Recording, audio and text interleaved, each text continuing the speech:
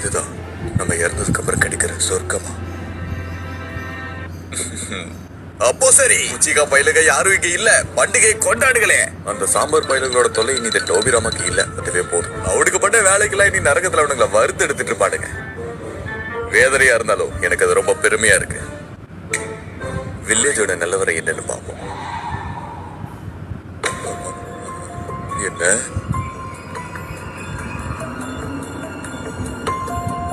என்ன இழவுது? வில்லேஜோட நல்லதுக்காகவோ என்னோட நல்லதுக்காகவோ உன்னோட கிளானியை நீ மொத்தமா வலிச்சு எடுக்க வேண்டியது இருக்கீட்டாச்சு. தெரியும், நீ மூடு. ஜிஹா பயிலுக சாவ போறானுங்களா?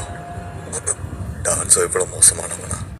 இது மட்டும் முன்னாடியே தெரிஞ்சிருந்தா இருதன் அப்பவே லாடம் கட்டிட்டு உன்ன முன்னாடியே ஹொக்கா கேக்கிருப்பேன். டான்ஸோ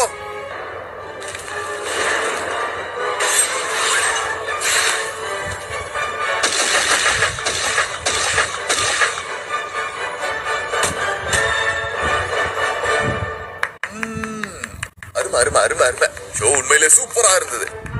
அந்த உச்சிகா பயிலுகள்லாம் மொத்தமா அழிச்சிட்டானுங்க. அப்ப இதுதான் அந்த சொர்க்கமா என்ன? இதுக்கப்புறம் நம்ம எல்லா நாளும் இங்கதான் இருக்க போறோம்னு நினைக்கிறேன்.